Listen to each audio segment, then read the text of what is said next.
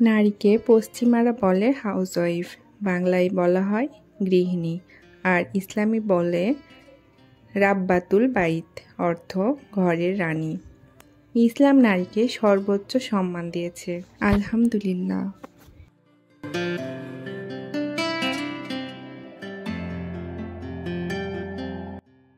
Hello everyone, আসসালামু আলাইকুম। আমি সুরভি, রাজশাহী থেকে বলছি। সুরভি জল চ্যানেলে আপনাদেরকে স্বাগত। কাছে দূরে, দেশ এবং দেশের বাইরে যে যেখান থেকে আমার আজকের ভিডিওটি দেখছেন, আশা করি সকলেই সুস্থ আছেন, ভালো আছেন। আলহামদুলিল্লাহ, আমি আল্লাহর অশেষ রহমতে বেশ ভালো আছি। আজকে টুকটাক ছোটোখাটো ক্লিপ নিয়ে ভিডিওটা সাজিয়েছি, আশা করি একটু হলেও আপনাদেরকে ভালো লাগবে।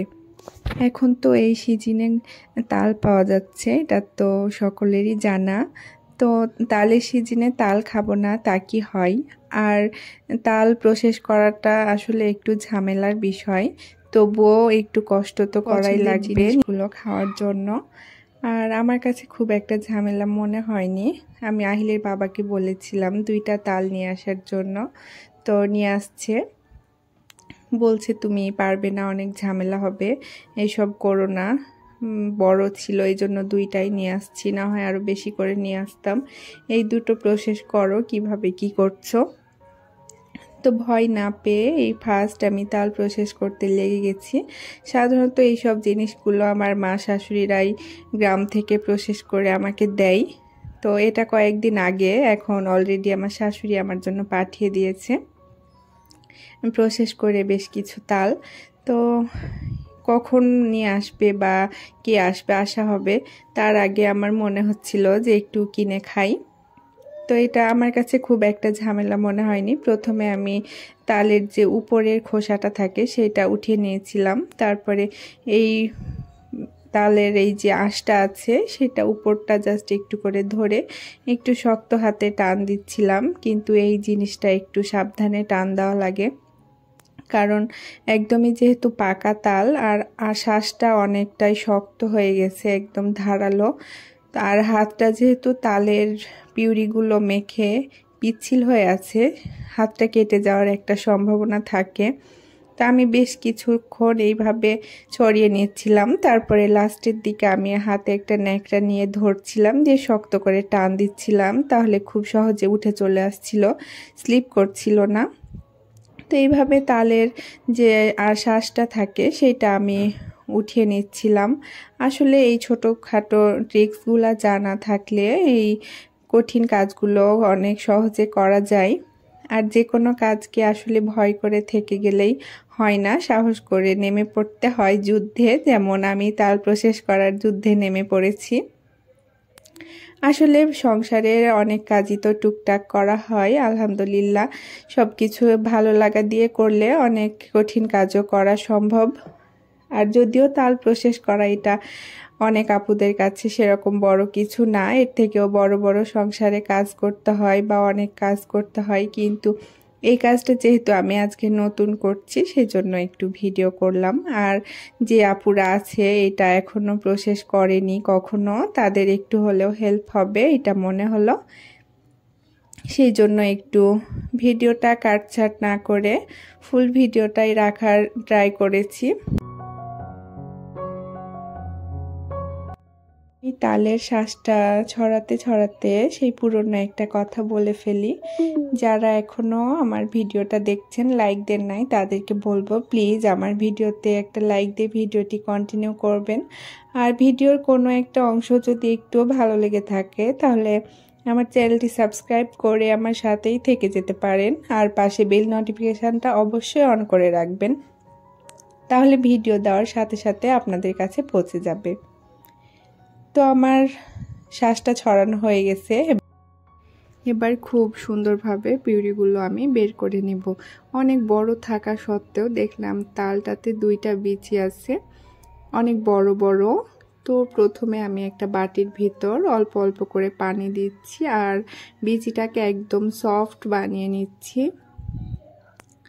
আর আমি যে বাটিটাতে পিউরিটা বের করছি এই বাটিটা আমার অনেক পছন্দের, অনেক আগে নিয়েছিলাম, কিন্তু আমার এখানে আমি একবার গরম তাওয়ায় এর উপরে রেখে দিয়েছিলাম বাটিটার উপরে, এই জন্য বাটির পুরো সাইডটা একটু গলে যাওয়ার মতো হয়ে গেছে। তো এই জন্য আমার খুব খারাপ লাগে, তবু আমি বাটিটা ফেলতে পারি না। আমার অনেক বেশি ভালো লাগে এটাতে কাজ করতে, কমফোর্ট ফিল হয়।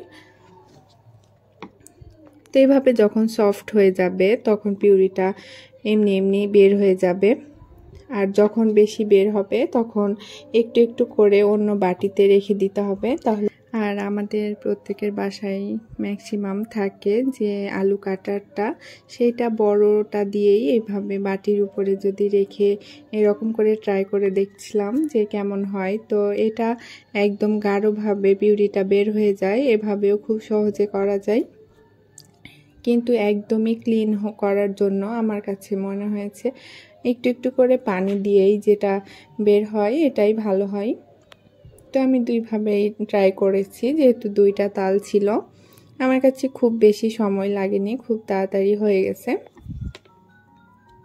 তো তালের পিউরিগুলো রেডি করে নিয়েছিলাম, তারপরে ছেঁকে নিয়েছিলাম অফ ক্যামেরায়। এরপরে মনে হলো অল্প কিছু তাল পিঠা তৈরি করে নেই। প্রথমে ভেবেছিলাম শুধু তালের পিউরিটা বের করার রেসিপিটাই শেয়ার করব, পরে মনে হলো যে না, যখন তাল পিঠা আজকেই বানাচ্ছি সেটাও একটু ভিডিওতে রাখি। তো তালের পিউরিটা রেডি করে আমি অফ ক্যামেরায় ছেঁকে নিয়েছিলাম, তারপরে একটু আমি জাল করেছিলাম যেগুলো স্টক করব সেগুলো, আর যেগুলো স্টক করব না আজকে তাল পিঠা বানাচ্ছি সেগুলোর সাথে সব কিছু মিক্স করে আমি ব্যাটারটা তৈরি করে নিচ্ছিলাম। এখানে আমি চালের আটা, হালকা গমের আটা, লবণ, চিনি পরিমাণ মতো যে যেরকমটা খাই, আর হালকা একটু পানি দিয়েছিলাম। যেরকম কনসিস্টেন্সিতে ব্যাটারটা থাকবে সেইভাবে রেডি করে নিচ্ছিলাম। এরপর হালকা কুসুম গরম তেলের ভিতর যে যে শেপে তাল পিঠা পছন্দ করে সেই শেপেই ছেড়ে দিতে হবে। তো আমি যে তাল পিঠা রেগুলার হয় সেই শেপেই দিয়ে দিচ্ছিলাম, আমার কাছে আজকে এটাই ভালো লেগেছিল। তারপরে বেশ কয়েকদিন তাল পিঠা বানিয়েছিলাম, এক এক দিন এক এক শেপ দিয়ে। আমার কাছে আসলে তাল পিঠার গুলা অনেক ভালো লাগে খেতে, আসলে তালের যে কোনো খাবারই আমার বেশ পছন্দ, এই জন্য মাঝে মধ্যেই ট্রাই করি তালের খাবার বানাতে। আর যে সিজনে তাল পাওয়া যায় আমি অনেকগুলো স্টক করে রাখি যেন সারা বছর ধরে খেতে পারি। তালের পিঠা, তালের কেক, তালের হালুয়া সব কিছুই আমার ভালো লাগে। তালের রুটিও আমার বেশ পছন্দ।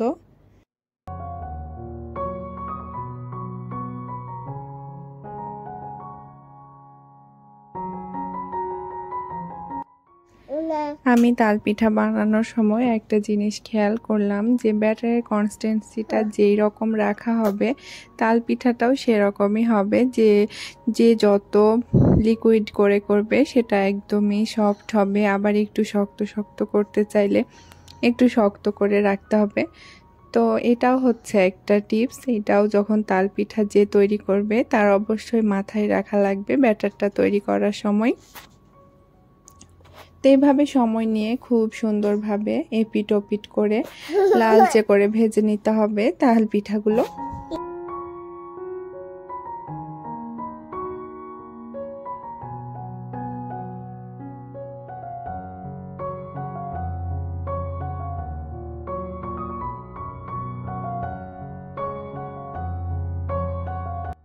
তাল পিঠাগুলো বানানোর পর আমি একটা ক্লিপ নিয়েছিলাম যে রেডি করার পর, কিন্তু কখন ডিলিট হয়ে গেছে এটা আমি বুঝতেই পারি নাই। তো যাই হোক, কেমন হয়েছিল তাল পিঠাটা সেটা প্যানের ভিতর থেকে অনেকটা বোঝা যাচ্ছে, আর খেতে অসম্ভব সুন্দর হয়েছিল, আমার কাছে তো বেশ ভালো লেগেছিল। তো আমি আবার বানাবো, লুকটা ইনশাল্লাহ নেক্সট কোনো দিন শেয়ার করে দেব।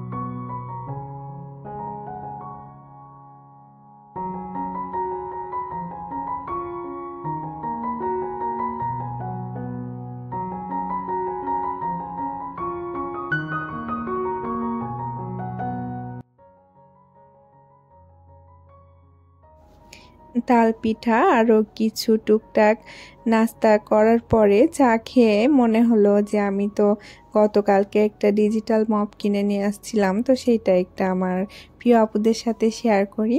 তো সেইটা আনবক্সিং করে নিচ্ছিলাম। আর যে কোনো কিছু আনবক্সিং করার সময় আমার ছেলের তো কাণ্ড আপনারা আগেও জানেন, দেখেছেন ভিডিওতে। তো সেই কাটবে, সেই আনবক্সিং করবে। তো আজকেও তাই হচ্ছে, সে ওটাও খুলে বের করে নিল।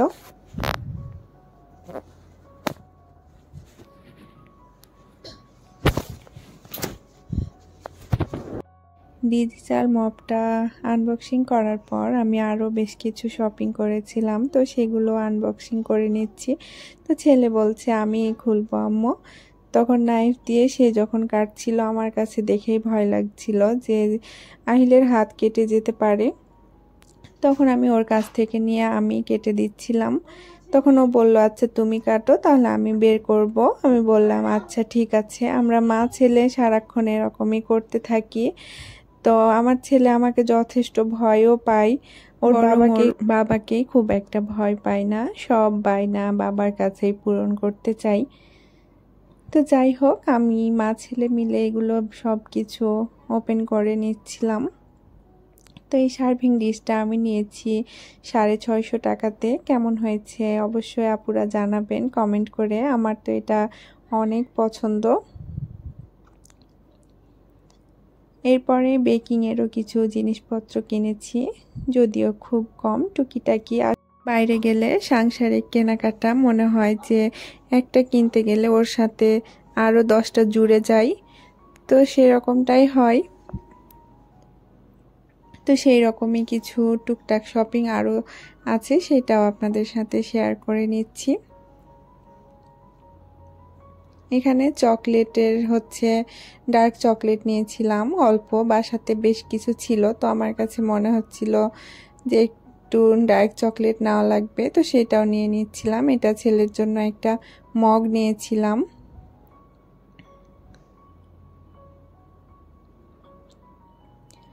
আর এখানে কোকো পাউডারটা আমার শেষ হয়ে গেছিলো, একটা কোকো পাউডার নিয়ে নিয়েছিলাম। আর এখানে যে ডোনাটের উপর সুগার বলটা লাগে সেইটা নিয়ে নিয়েছিলাম। তো এই হচ্ছে আজকের আমার টুকটাক কেনাকাটা। আর এখানেও নিয়েছিলাম একটা টাওয়াল আমার মেয়ের জন্য, হোয়াইট কালার আমার কাছে বেশ পছন্দ, তো মনে হলো এটাও নিই। চোখের সামনে যখন পেলাম নিয়ে নিয়েছিলাম। তো এই ছিল টুকটাক কেনাকাটা। আর যে ডিজিটাল মপটা নিয়েছিলাম সেটা ওপেন করে সেটা কীরকম সেটাও একটু আপনাদের সাথে শেয়ার করে নিচ্ছি। সকলের সুস্বাস্থ্য কামনা করে আমি ভিডিওটি এখানেই শেষ করছি। Thank you. আসসালামু আলাইকুম।